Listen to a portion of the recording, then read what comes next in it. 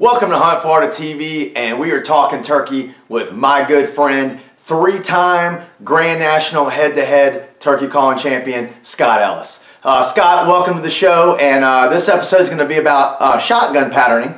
So I guess the first question I have for you is, how do you pattern your shotgun before the season opens, and at what distances do you like to place your targets? Shotgun patterning is a great topic. I love talking about it. I did it this morning with my little boy. We went out to the patterning board and put our targets up, and we experimented with a lot of different loads and chokes, which is how I pattern a shotgun.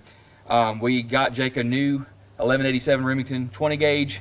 We got a couple of different brands. We have a True Glow, we got a Comp and Choke, people that I'm affiliated with, and we got several different loads. We got heavyweight Federal 7s, we got heavy shot 7s, we got Magnum Blend heavy shot, I think 6 heavy shot. And you just basically start off 10-15 yards, okay, when you put that new choke.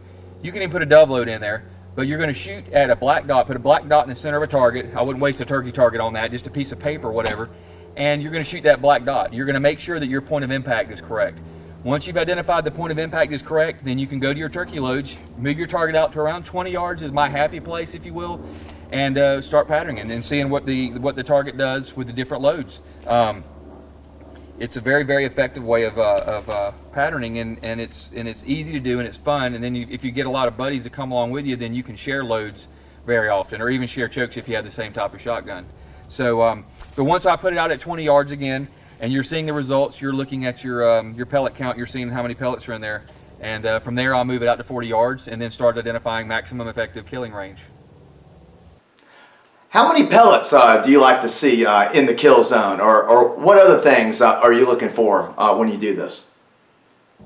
As I mentioned before, maximum effective killing range, that's when you're going to identify where the number of pellets in the skeletal regions of that turkey are consistent with the yardages that you want it to be. And basically what I do is, again, start at 20, go to 40, which is the magic range for a lot of people. And when I say maximum effective killing range, I'm saying 8 to 10 pellets in the skeletal regions of a wild turkey's neck, not just anywhere in his head. Now mind you, you might hit his jugular, you might bleed him out, but ultimately you want to immobilize that turkey, and by doing that you're going to hit him in the skull, or you're going to hit him in the neck bone and break that neck, and that's going to keep him from running off or flying off.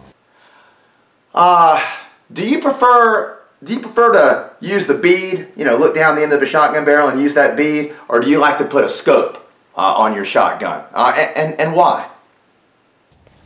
Well, a bead or a scope, to be or to not to be, that's a great question. This gun I'm 41, I've had this gun since I was about 11, so 30 years probably I've been running woods with this thing, maybe 27 years, something like that. She's been with me most of my hunting career, for that matter. And I started with a bead, killed a lot of turkeys with a bead.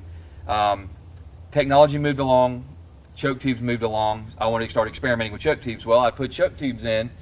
This is being a Comp and Choke here, but I put a choke tube in that would not center point of impact correctly. And when that happens, you have to put some type of adjustable sight. So from the bead, I went to the 3-dot system with adjustable windage and elevation, and killed some turkeys with it. But what I found very, very frequently, as with just a bead, when you have the gun up, and if you're not down on cheek to the stock weld is not correct, you will miss turkeys. You will shoot over them a lot. And that happened over the years. I didn't miss a ton of turkeys, but I missed a few here and there, enough to make me rethink how I'm going to set up my shotgun. So again, I put the adjustable sights because of the choke tube not hitting point of center, and then killed a bunch of birds that way, missed more than I wanted to miss, and I said, you know what, I'm just going to go to a red dot scope, which what I have now, which is a red dot. And the beautiful thing about a red dot scope is it has a 2.5 MOA dot, very fine sight picture.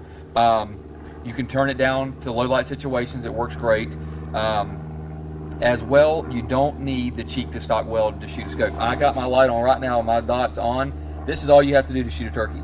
You have unobstructed view. You can see over the scope better. You can literally see that dot. You put it around his head with that 2.5 MOA dot, and it's going to kill him. Literally, you can flinch, you can be pull or push it just a little bit because your aim is a little bit off, but because that sight picture is so fine with that small dot, you'll still end up killing that turkey. And again, it's great for beginners because they don't have to get down on the shotgun, which is why I would say 95% of turkeys are missed.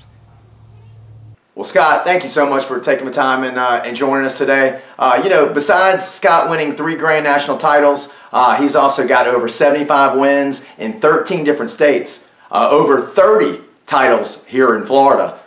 So, you know, glad to have him on. And if you'd like to see more videos Talking Turkey with Scott Ellis, you can do so right here at Hunt Florida TV. Also, follow Scott on Facebook. We'll see you next time.